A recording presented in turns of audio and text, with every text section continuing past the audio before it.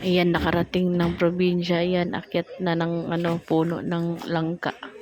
Check natin kung hinog o hilaw. Actually, bata pa lang talaga ako. Mahilig talaga ako umakyat ng puno. Kaya ngayon, kahit hirap na akyat pa din.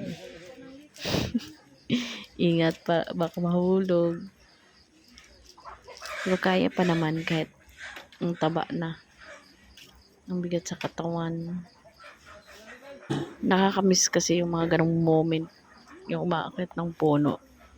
Nangunguha ng prutas. Na-miss ko yung dati. Dati lagi ako nangunguha ng prutas ng kapitbahay. Char lang. Baka marinig nila, malaman nila ako pala yung nangunguha ng prutas dati.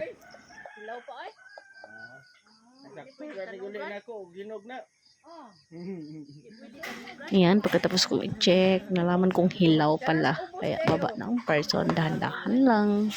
Pamahulog. Mabalian, patay ang person.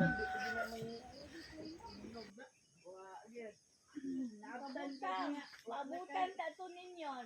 Bitata ko buta oy. Anak na daw.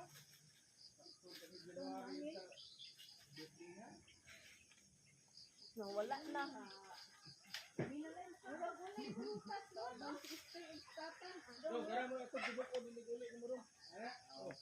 Paita ako ang kuyog. Oy, kaya isa ni itong istorya. Ang isa po sige na pagpagtagay.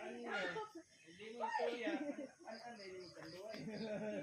Sorry ba? Ito mo. Adili na siya mo ino. Ano man bugatang pod. Filmin tira po to magtagay. Natako na ang problema sa wala ko to. Hours na.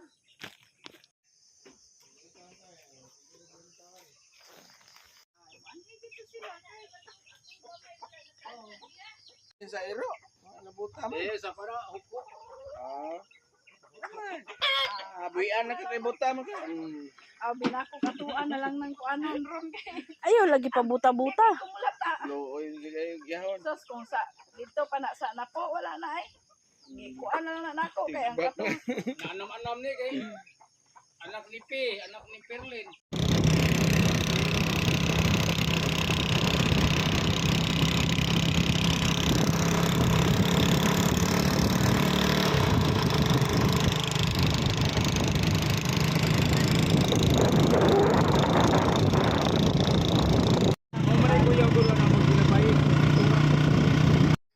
Good morning, guys.